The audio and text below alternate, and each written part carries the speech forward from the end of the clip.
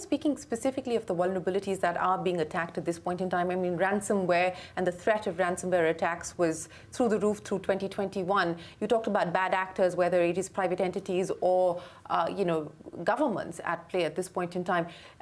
What are you seeing? What are the key targets at this point in time? I mean, infrastructure facilities, so on and so forth. What are the bad actors going after?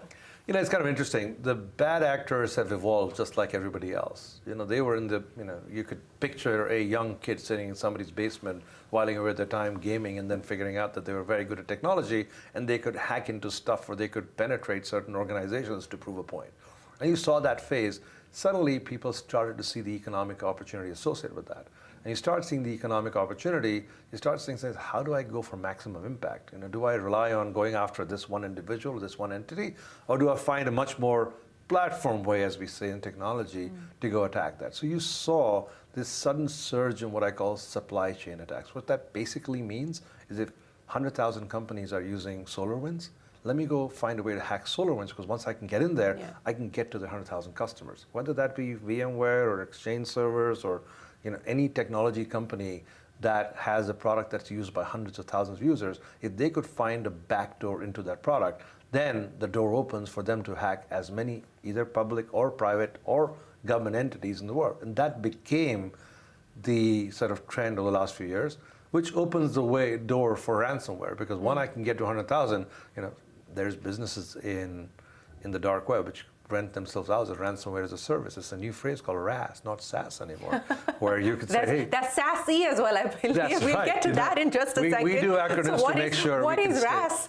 It's ransomware as a service, saying, I have access to 50,000 companies. If you want to come, go after them, ask them for ransomware, I'll take my share as a licensing fee for letting you in there. Literally, that's what we were dealing with. That's why you saw this explosion last year of thousands of customers who were going to ransomware attacks. And given it's a greenfield opportunity, most governments have not figured out how they want to react to it. I mean, do you let a business pay ransomware and go back on their feet, or do you restrict them from paying ransomware? Because that's how many other industries, you're not allowed to pay terrorists or kidnappers in many parts of the world, because they believe that accentuates the problem, that actually perpetrates the crime. But companies are paying.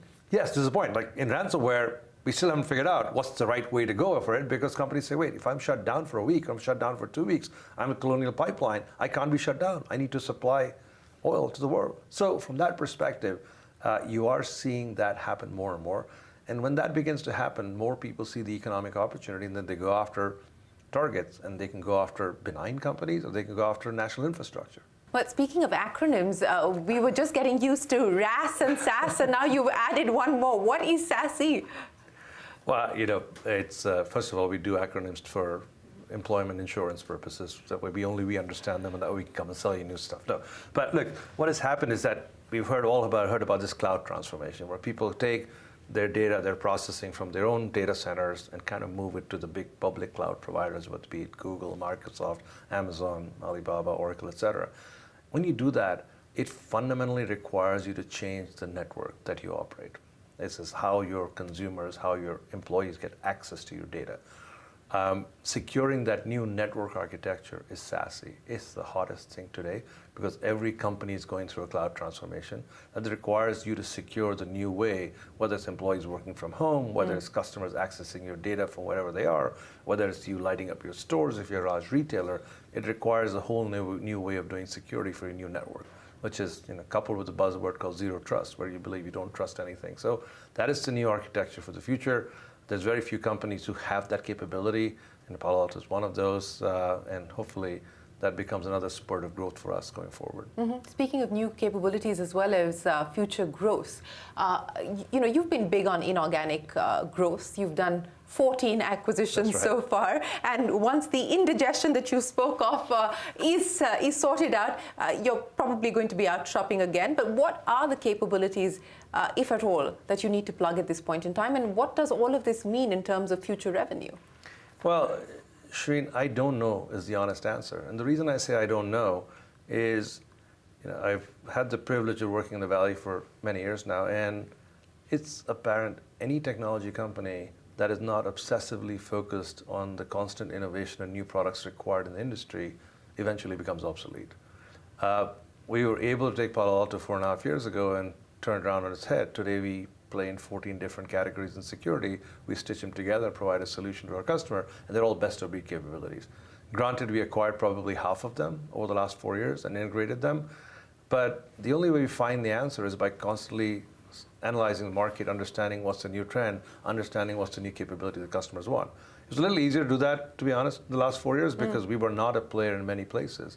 Now we are a player in majority of the cybersecurity categories, so it becomes harder because there is always a debate whether we build it or we buy it. And if you buy it, it becomes harder to integrate and put it together. So we have to be more judicious in the way we put the stuff together. Having said that, I don't believe we can build everything ourselves. I don't believe that we have the monopoly on intellectual smarts in the cybersecurity space. There are lots and lots of smart people out there building amazing stuff, and it will require us to be vigilant, watch them to see if there is something that's going to become the next trend, which might require us to acquire them. But having said that, like we said, the risk-on mode allowed valuations to get ahead of themselves, so it just requires a little bit of settling down in the brains of the entrepreneurs and sellers. And I've never met a pessimistic startup founder.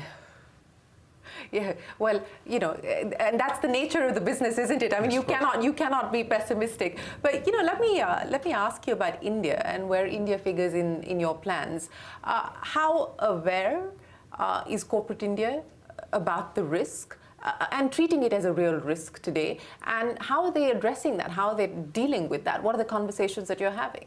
Yeah, I've been very impressed with the technological evolution or the path of evolution that India has taken in the last few years. We've heard that, we've seen that. I think some of the work that's going on in the financial services sector is world-class in the way we've built infrastructure in the country, the way it has fostered a variety of startups around the country. And they're all very aware of the fact that they have to build this in a robust and secure way. So the conversations are not us trying to evangelize security. The conversations are them coming to us and asking very sophisticated questions, saying, how do you provide a comprehensive security fabric that we can go secure whatever we're building? Because remember, at some level, the scale that Indian companies need to build to fulfill the promise is bigger than anywhere else in the world. So from that perspective, I think there's ample awareness. I think there's still a paucity of resources in the market because it is a newer challenge that we've recognized. Most of our technology resources in the country are very focused about supporting, maintaining, building large systems. So now we're really sort of the new era where we're building amazing solutions for the Indian market.